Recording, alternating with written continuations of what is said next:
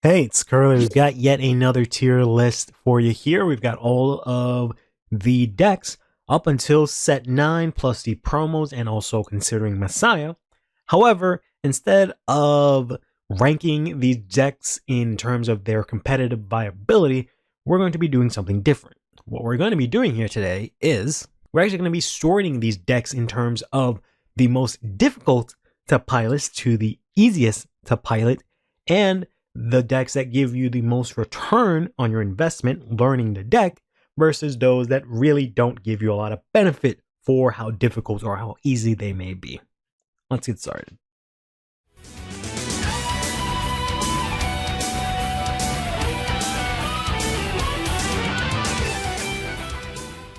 So as you can see here, we've got 4 different quadrants here, and how this is going to work is rather simple. The higher up a deck is, the more difficult the deck is to use or to pilot, in my opinion. The lower down it is, the easier it is to use or to pilot, in my opinion. The more to the right it is, the more return on your investment for learning the deck you get. And the more to the left it is, the less return on the investment that you had from learning the deck. So, first things first, we've got ourselves Red Zorga here. In my opinion, Red Zorga is a pretty difficult deck to learn and master, but I feel like you get a pretty good return on your investment. So we're gonna smack it somewhere around here. These things are pretty fluid. There's no like specific, numbers or notches or whatever. It's just sort of vaguely where I think the deck should be. Next up, we've got Chronojet. I feel like Chronojet is pretty easy to use, and considering everyone considers it to be the best deck of all time in overdress, we're gonna give it in high return. It still hasn't come out as the time of me recording this video, and definitely not by the time this video comes up, so I can't really speak to that just yet. And I have played the deck a little bit, but not in like any serious capacity. We're going to skip over this deck here, although I have played it a little bit. I've only really playtested it once. Messiah, I don't think I can really speak to it yet because it's not out. Not all the cards have been revealed. But I'm feeling it's going to be somewhere around here, so we're just going to put that there preemptively. This Brandgate monster guy, I've yet to actually been able to use him. Likewise with Grand Fia, I haven't been able to use them. But here, this guy I think is like Bophomedes or something like that. We've actually used him quite a bit. I built a deck for him. I feel like he's pretty difficult because the whole deck revolves around having all of grade 3s, having several grade 3s into your soul, and then trying to profit from that. But the payoff is not very good in my opinion at the time being. Dark States does not have a lot of good rearguard grade 3s. Similarly, we've got Altar Slaughter here, who instead revolves around having grade 0s in your soul and getting the big payoff of just giving all your units 10k. I feel like being able to do that is pretty difficult. Maybe not as difficult as Baphomet, because triggers are pretty easy to play in your deck because you're forced to. But I feel like this deck is just not very good because the payoff is just so low.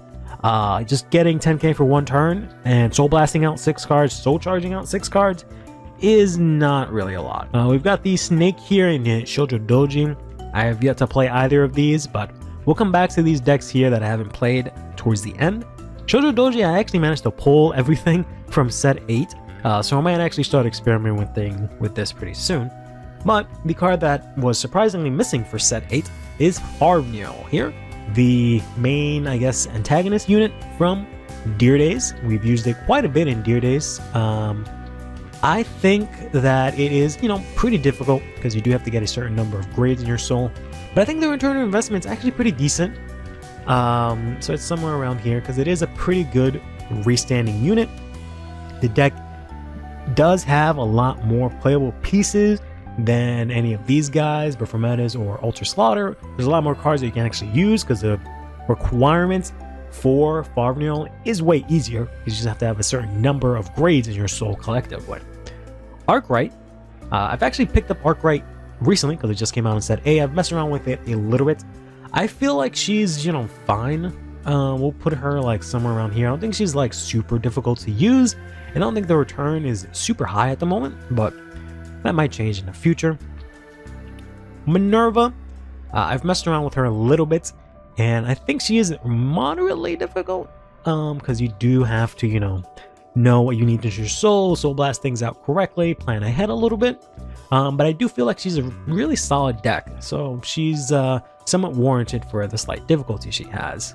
Maelstrom, my understanding, it's just Flagberg minus the guard restrict, but we'll come back to that. Lukier is the deck that I've been playing the most lately since set 8, and I will say that she is a notch more difficult than Minerva, but possibly a little less return, regretfully.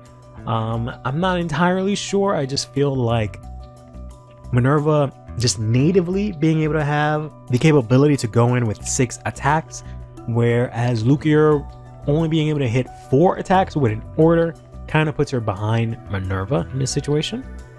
Grand Grace is another deck that we've used a lot in Dear Days, specifically in the Dear Days playthrough, and it's finally out in English. It was in set 9. I have a list for Dear Days that I will, both for Dear Days and for the TCGs that I'll be dropping eventually.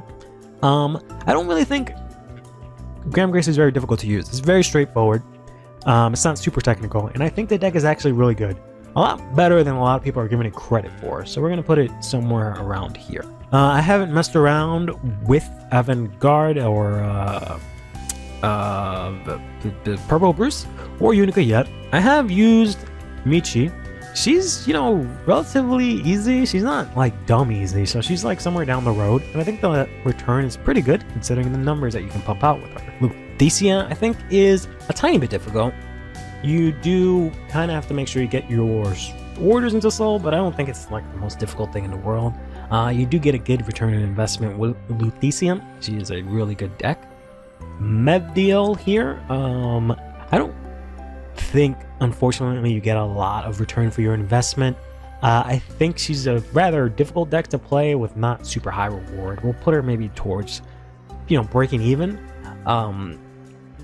She's not like impossible, so maybe I'll nudge her down a little bit, but you do have to sort of go around a lot of things to be able to do the things she does that most decks kind of do a little bit easier, but you do get a little bit of a higher payoff with Mevdiel.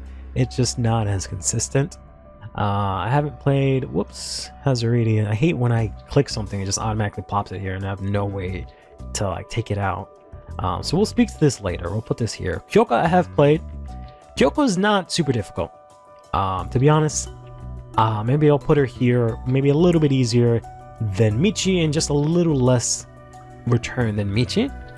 Welstra here, supposedly in set 9, Welstra will list somewhere over here where it has really good return, maybe like over here, but it's kind of difficult to use. Right now, for us in English, Welstra is somewhere over here.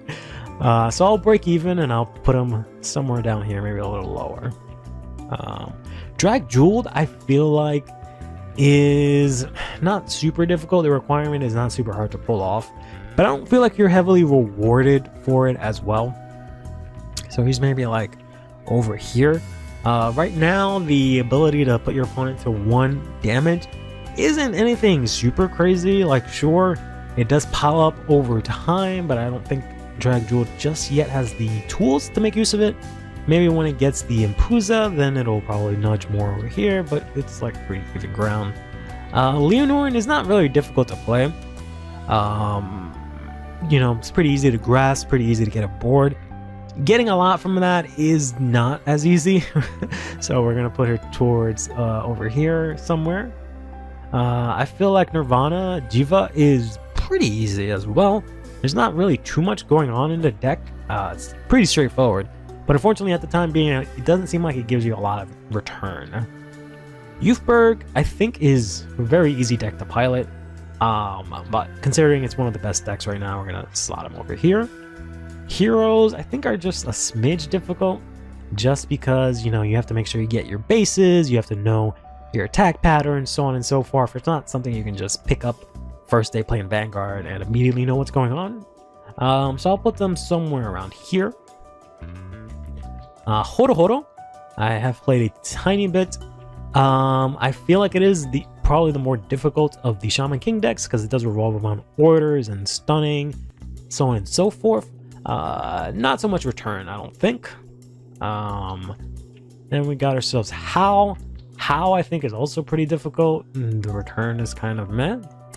Whereas Yo is actually pretty dumb easy to play. And I think you get a lot of return for how easy the deck is.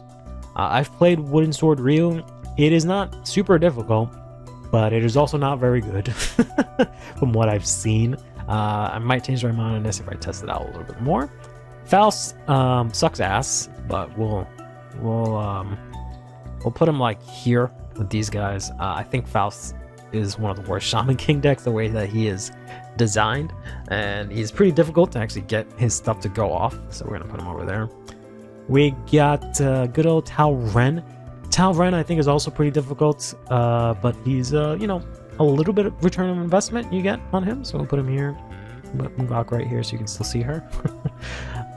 Joko, I got a comment on the last tier list, and I got sent a deck list for Yoko and was told sort of how he plays and whatnot. I still don't think Yoko's very good, so we're gonna put him here, but more on that in the future. LeSurge I feel is not super hard to play, so he's kind of like here-ish. And then Janine, I really have not been able to play just yet. So we're gonna put her right here for now. We'll come back to that. These guys, the only one that I've really played is is Sasaki, where I built a deck for it. It's very difficult to get what you need to happen to actually be able to get it to go off. It is not a very easy deck to just jump in and be like, okay, cool, things are gonna happen. Nope. You gotta make sure you bend yourself backwards for very little payoff. I'll put it here just because it has the slight advantage being a deck that actually binds from drop, which we don't have access to in any other way. The Dragon Empire is getting a little bit more bind, but this whole deck is about binding and does have a restanding Vanguard. So it has some sort of return on investment. And once again, the only deck that I've actually played and built a deck for is Kiwame here. I believe that's your name. Or I believe they all have Kiwame. I think Kiwame is actually like a term in Japanese. But it is a tiny bit difficult, but not too much return on your investment. So like somewhere around here. Then we got ourselves Eugene. I don't think Eugene is the easiest deck to play. It's a little bit difficult, but unfortunately right now it doesn't give you the biggest return just because of the way the game is structured. The retire is not really as threatening. Barrel Magus, I think, is a slightly difficult deck. Again, it's not the kind of deck someone can just pick up day one and then just be like, okay, cool, I get it. Or just be able to actually know what to discard, how to hit 15, so on and so forth. And you get a pretty good return. I've said it a bunch. Mechanically, Barrel is one of the best decks because getting 5 attacks, I think, will always be good in overdress. Getting to, you know, wipe your entire opponent's board is always pretty good. Getting to be able to draw, get 10k to crit will always be good until something severely power creeps out that effect. I think Barrel will always be relatively good. Then let's see, we got ourselves, I think this is regular Orphis, so let's go to Hexorb. Unfortunately, this section here is going to be kind of crowded. Hexorb, I think, is kind of around here. I don't think you get a huge payoff from Hexorb. She's maybe somewhere around here-ish. She's not super difficult to play. She's kind of straightforward. But to get what you want out of her, it's not as straightforward. Next up, we've got Blue Zorga. I feel like Blue Zorga is pretty much about the same as difficulty as Red Zorga. It just, for some reason, doesn't see as much usage. So we're going to put him like over here-ish. Cover Welster's pretty face. We're going to skip that. We got Greedon. I'm not sure about Greedon. I feel like it should be around here-ish. I don't think it's, again, a deck you can just pick up and play, but it has seen a couple of tops, as we've constantly talked about. Greedon is a weird wild card. Gravidia, I feel like, is very easy to sort of navigate. Maybe not very easy. She's relatively easy to pick up and play, but she has been one of the best decks since she's been released, so we're going to put her somewhere around here with Thiefberg and Chronojet. Flagberg, on the other hand, I think is a very difficult deck to play. You cannot just pick this up, but if you figure it out, it is a very good deck. Then we got ourselves Mahar Nirvana, who I think is pretty easy to play. We're going to put it somewhere around here. I think it's a very easy deck to play. It doesn't do anything too crazy complicated, and it's been a good deck for since it's come out. So we're gonna just place it there. Bruce, I don't think is super difficult. Grade 4 Bruce specifically, I haven't seen it around as much, so maybe we'll put it over here. Then we got ourselves Sarah Snow, one of the biggest big brainest decks, but one of the decks that has seen the most consistent play since it's been released as well. Bastion Prime, I feel like, is not very difficult. It is sort of in a sense of like difficult, like in Barrow's case, where you gotta be able to hit your requirements, but it's just not the same because the requirements are just making sure you get grade 4. Bastion, don't die and get a bunch of grade 3s. So we're gonna put it somewhere over here, but more towards here, as my always biased against Bastion Prime will show. Magnolia, I don't feel like is a very easy deck to play, but it does give you pretty good return on your investment, just because of the fact that it's in Stoicheia, and it's pretty generic in terms of what you can do with Stoicheia. Has one of the more powerful generic effects in Stoicheia. We can just about play anything in that deck and make it work. Then we got ourselves Overlord. I think Overlord is pretty easy to play. Maybe a little up here, but is also again one of the best decks allegedly right now. So we'll put it right there. Then we got ourselves PBO. PBO I feel like is a lot more complicated to play, and you get a little bit of a return on your investment. It's a decent enough deck. We got ourselves MLB, who I think is dumb easy to play. It's super straightforward, but unfortunately you do not get the most return on your investment at the time being. It's down here. It's a good deck for someone that's just learning how to play Vanguard in the most basic way, because it's a very basic deck, and then it doesn't do anything too crazy, and it meets the requirements for its game plan. Super easy. Talmayura, I think, is a deck that has a lot of depth to it, to be honest, and I feel like it doesn't always get tapped into as much by many players. And I think it is a pretty decent deck, but I'm going to put it right here around Lukier just because I haven't played it in set 8, I should say, with its support and Broken Dolls, because that card is impossible to get because it's $60 and it's a 4, and I'm not paying what, $240 for that or something like that? No, thank you. Then we got ourselves Chaos. Chaos basically has the same exact payoff as Alter Slaughter here. It is, ironically, I think, easier to pay off, or to achieve, I should say. But Chaos, I think, is a very difficult deck. Right now, the payoff is not very great. Just getting 10k on your whole board, not the best thing.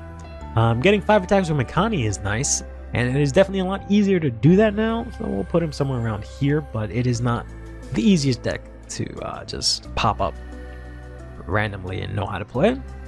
Eva, I think, is pretty straightforward, if I'm being honest with you. It might just be because we've just seen so much of it. I feel like the deck is pretty straightforward. Once again, it's one of those decks that's quote-unquote best decks, so we'll throw it over here to high return, but I think it's relatively easy to play. We got Thegrias. We always use the grade 0 for Thegria. Thegria, I feel like, is a somewhat difficult deck to play. Yeah, I think that's actually a good spot for her right here. It's a pretty difficult deck to play, and it is a pretty solid deck, but it's nothing crazy. Rorwa, I want to say Rorwa was also difficult. It seems like I just think every deck is difficult. I think Rorwa was actually... We're gonna go on a limb here. I think Roar was actually like around here. I think Roar was really good. I've always thought Roar was really good. Had a really high power rush. It just didn't really have the tools to maintain it. Now it kind of does. So I think it's maybe like somewhere around here. Next up, we've got Clarissa.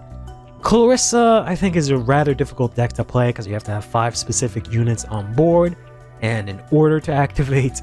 So there's a lot to try and do and protect your units and whatnot, and a restand that you have the time perfectly to hit, and it doesn't really give you a lot of payoff, so we're gonna put her somewhere around here. Alasteel is, I think, also ultra difficult, but well, maybe kind of good payoff. I haven't really been able to touch this deck since set 1 Lyrical. Apparently it was pretty decent in the beginning of set 2 Lyrical, but it's definitely not a deck anyone can just pick up and play. Leonore, I think, is very easy to pick up. Maybe not very easy. She's moderately easy, and you get a pretty decent return on your investment. Filthy Rose, on the other hand, I think is pretty difficult, and you do not get a good return on your investment at the time being. Willista, I think is kind of straightforward, but once again, not a really good big return on your investment here at the time being. Kyrie is pretty easy, I think super easy, and I think it's a really good deck, specifically great for Kyrie.